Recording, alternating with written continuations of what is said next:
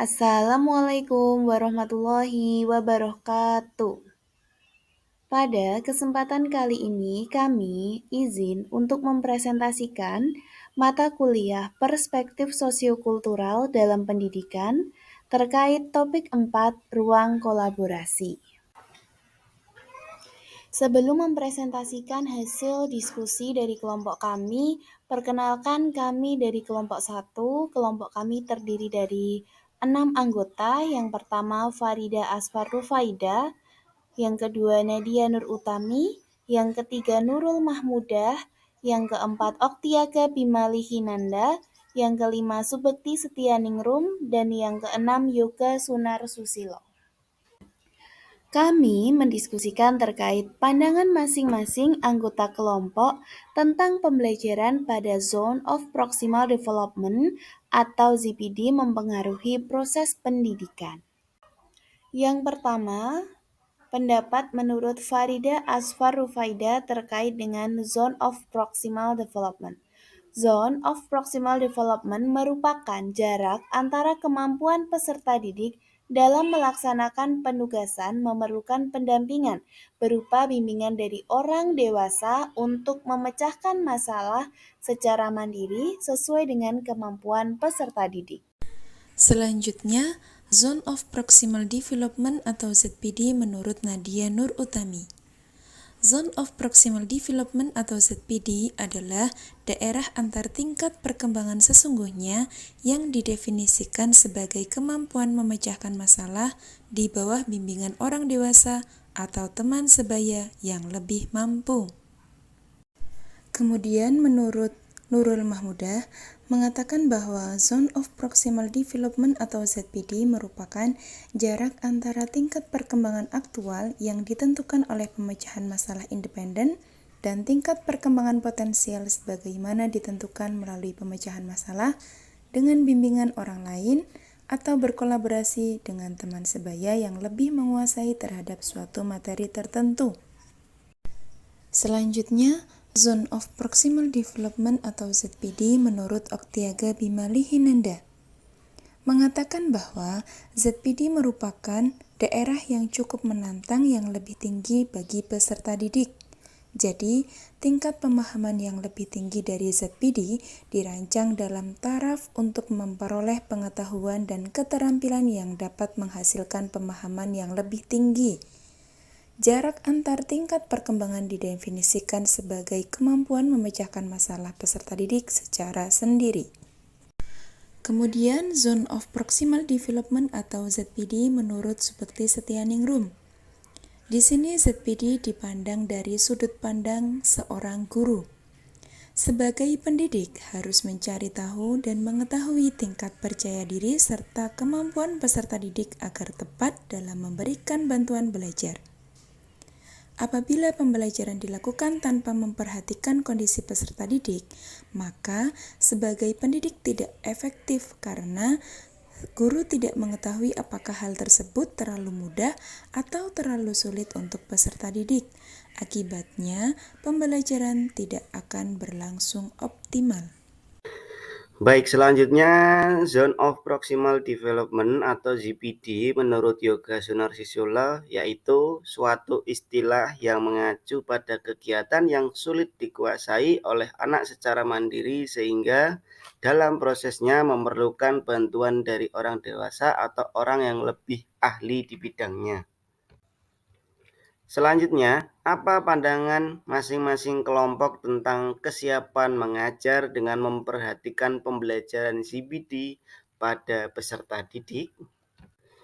Baik, menurut Farida Asfar Rufaida, pandangan kesiapan belajar yaitu memperhatikan pembelajaran ZPD pada peserta didik adalah pendidikan belum seutuhnya menerapkan penggolongan atau pengelompokan peserta didik berdasarkan capaian kemampuan ZPD dengan melihat pada hasil belajar sebelumnya.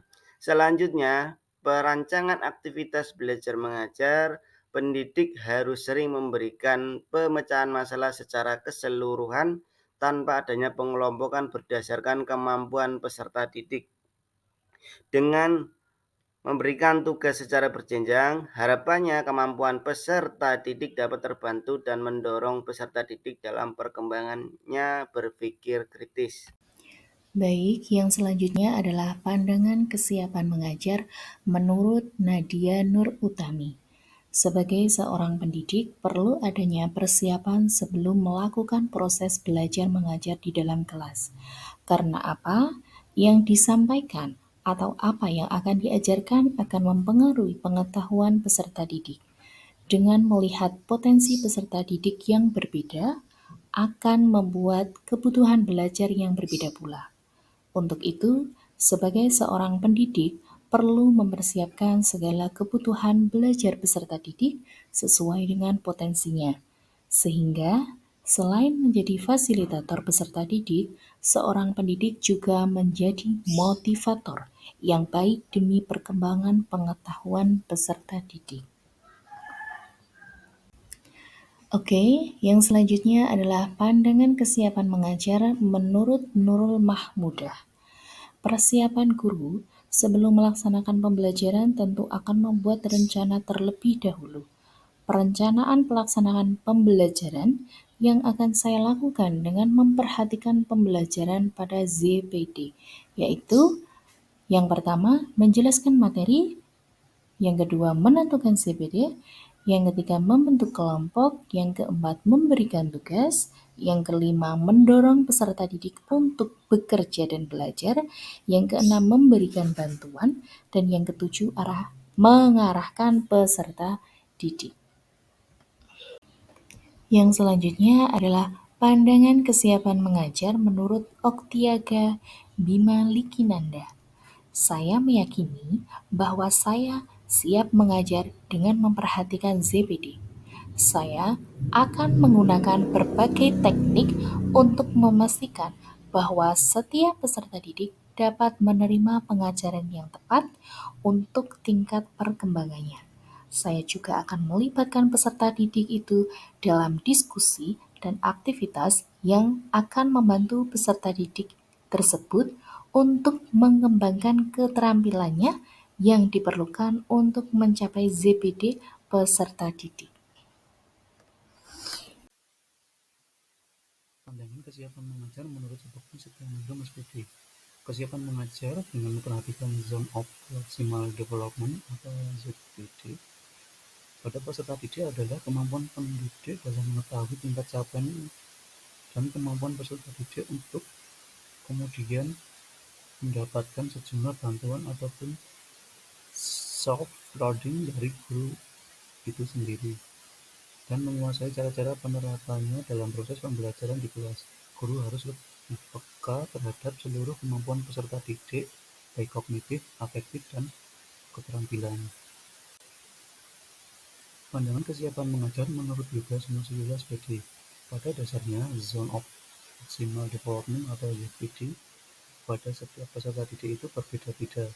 Sebagai pendidik tentunya harus bisa dan siap untuk menyesuaikan rencana pembelajaran dengan ZPD terhadap peserta didik tersebut. Salah satunya penerapan adalah pembelajaran dengan metode berdifferensiasi atau berkelompok. Pembelajaran ini memungkinkan peserta didik untuk bertukar pikiran dengan rekan satu kelompoknya.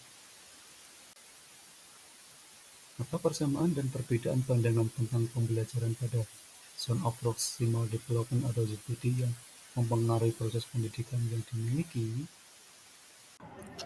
Yang pertama yaitu persamaan.